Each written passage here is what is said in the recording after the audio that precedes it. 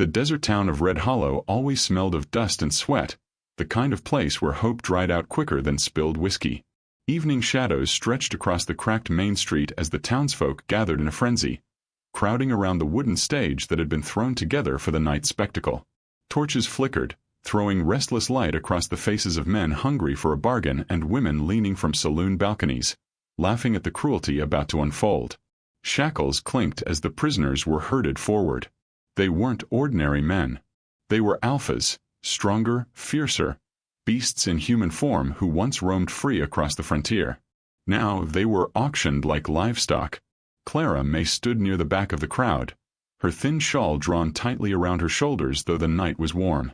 Her boots had worn soles and her coin purse was nearly empty, but her eyes held a sharpness born of grief and stubborn survival. She watched as the first alpha was sold to a rancher with too much land and too little conscience. The man grinned as if he'd purchased a fine stallion. Chains rattled. The crowd hollered. Clara's stomach churned. She had promised herself she wouldn't come. What business did a woman with nothing have staring into the faces of men about to be broken? But she couldn't help it.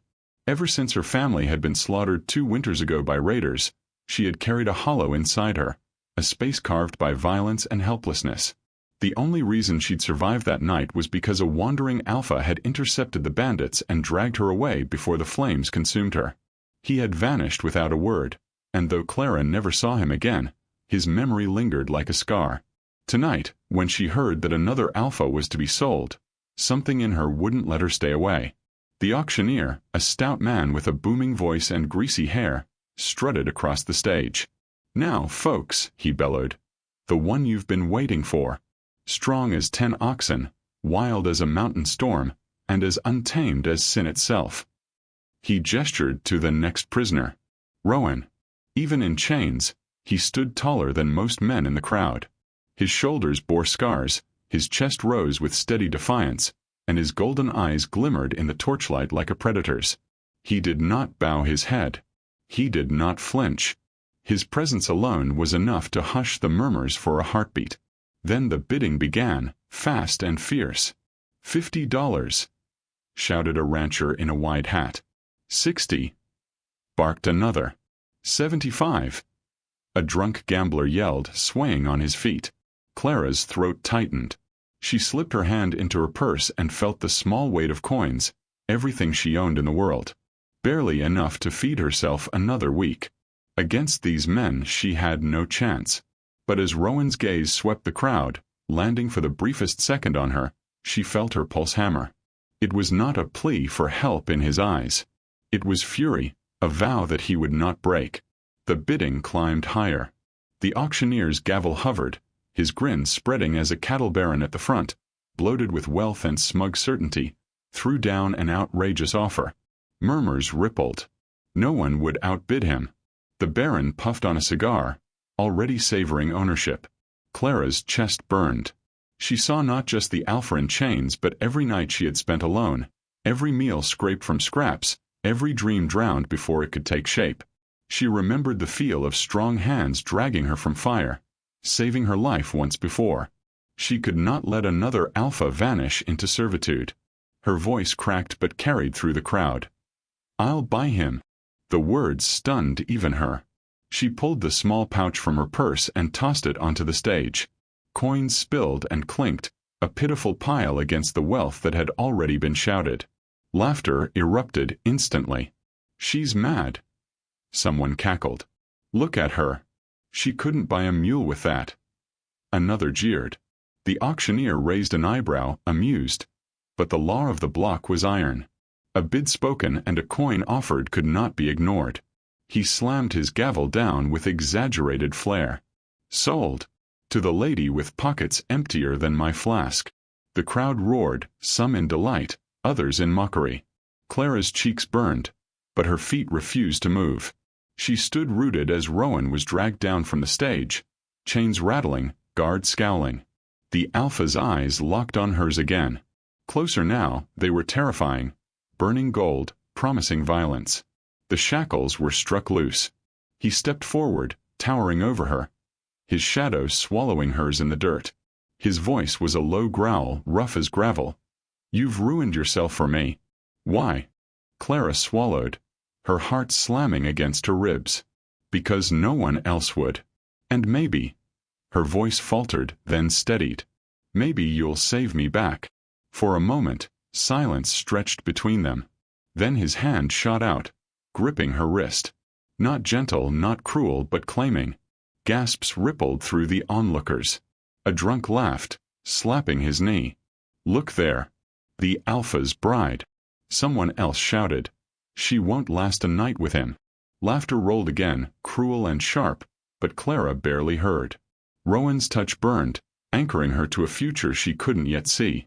The crowd thinned as the show ended, their amusement carried back to saloons and shadowed porches. Clara felt the weight of stares still on her, whispers like knives in her back, but Rowan's grip never faltered. He walked with her through the dispersing crowd, each step a quiet threat that dared anyone to interfere. The street seemed longer than ever, the air heavier. Clara's mind raced. She had nothing left. No coins, no home worth protecting, no plan for what came next. She had thrown her life on a gamble, and now she walked beside the prize. Then, from somewhere behind them, a shot cracked through the night. The bullet struck dirt at Rowan's feet, sending up a burst of dust.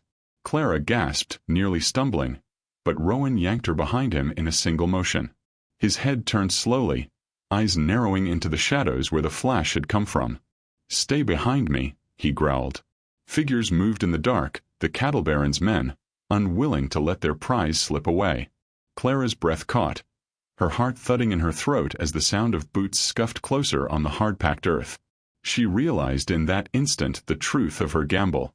She had not just bought a man. She had bought a fight that might cost her everything. And yet, with Rowan's frame solid before her, she felt something she had not felt in years.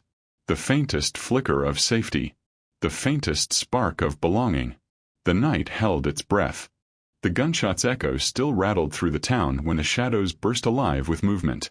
Men lunged from the alleys, their boots pounding against the hard-packed earth, revolvers flashing in the torchlight.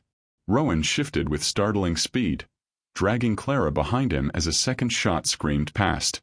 Chains still dangled from his wrists, but instead of hindering him, they became weapons. He swung them in a deadly arc, the iron links cracking against a gunman's skull with a sound that made Clara flinch. "Run!" Rowan snarled, shoving her toward the narrow cut between two buildings. She stumbled forward, her skirts catching on splintered wood as bullets whined past. The alley smelled of rot and spilled beer, but it was dark enough to hide them for a moment. Rowan caught up in 2 strides, his hand firm on her arm, his breath hot with fury. They burst into the open field beyond town, the night air sharp and cold. Torches bobbed behind them like hunting lanterns, voices shouting orders. Clara's lungs burned, her thin shoes slipping on dry dirt, but Rowan didn't slow. He pulled her along, half dragging, half guiding, until the faint outline of an old barn rose against the horizon. Its roof sagged, walls split by time, but it was shelter. They ducked inside just as another volley of shots rang out, splinters flying from the wood where they had been standing moments before. Inside, the air was thick with dust and the scent of old hay. Moonlight streamed through cracks, striping the space with silver.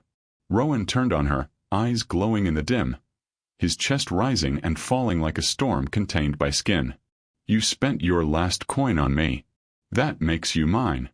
Clara pressed her back against a post, trembling from more than just the run.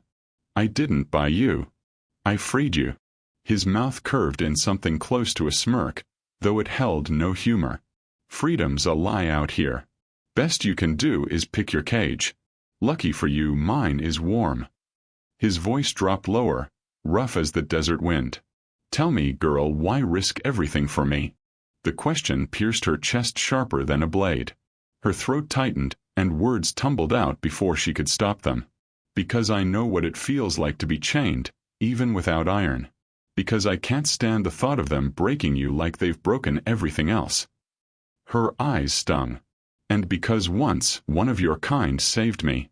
I couldn't walk away, not this time." For the first time, Rowan's gaze softened. Not much, but enough that the wild fury in him shifted into something quieter, heavier. He took a step closer, towering over her but no longer threatening. You're braver than the men who bid for me tonight. And more foolish. The creak of boots outside cut the moment short. Shadows passed by the gaps in the boards. Rowan stiffened, his jaw clenched. He motioned for silence, then crouched low, moving toward the barn doors. Clara's heart thundered. She gripped the nearest object she could find, a rusted pitchfork leaning in the corner, and held it tight, her hands slick with sweat. The doors crashed open. Men poured in, guns raised, torches spitting light across the dark interior. Their leader grinned through yellowed teeth. Baron wants his beast back. Hand him over, girl, and maybe we'll let you crawl home. Rowan's snarl split the air, primal and fierce. He surged forward, the chains whipping like fangs of steel.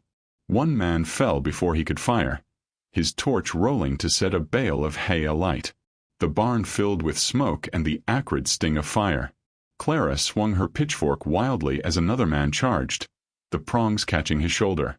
He cursed, stumbling back. Her arms shook, but she didn't stop. She fought because if she didn't, she was already dead. Chaos erupted. Rowan moved like a storm unleashed, fists and chains breaking bones, his roars echoing in the rafters.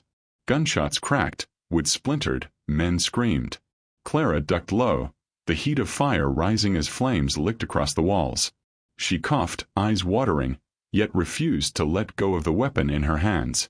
Clara! Rowan's voice cut through the din. He seized her, lifting her bodily as smoke thickened. He leapt onto the back of a tethered horse, still half wild but desperate to escape the fire. Clara clutched his shoulders as the barn collapsed behind them, the night exploding in sparks and ash. They tore across the desert, wind whipping her hair, the thundering hooves carrying them away from the chaos. Clara pressed her face against Rowan's back, her body trembling with exhaustion and terror, yet beneath it all a fierce exhilaration burned. She had survived again. Not because of fate, but because she had chosen to fight. At dawn, they reached a rocky rise overlooking the valley. The horse slowed, sides heaving, its breath fogging in the cold morning air. Rowan dismounted and pulled Clara down with him. For a moment, they stood in silence, the world around them awash in gold and crimson light. Rowan turned to her, his expression unreadable. Then, slowly, he knelt. Not in submission, but in oath. His voice was low, steady, carrying the weight of more than mere words. You chose me when no one else would. That binds me to you. You are mine now, in blood, in bond, in fate. Clara's breath caught. The firelight of dawn painted his scars, his eyes, the wildness that no chain had managed to break. She trembled, not from fear but from the gravity of his vow. Then protect me, she whispered. Not as your possession, as your partner. For a moment, silence hung between them, filled only by the sigh of the wind across the desert. Then Rowan's smirk faded into something fierce yet tender. Partner, then. But know this, I claim you. Not because you bought me. Because you saw me. Clara met his gaze, her heart hammering, and for the first time since she had lost everything, she felt whole. The horizon stretched before them, endless and unknown, but not empty. The sun rose higher, chasing away the night's shadows. And as they stood on that cliffside, two broken souls bound by choice and chance, the future opened like the wide, wild west itself, dangerous, untamed, and waiting.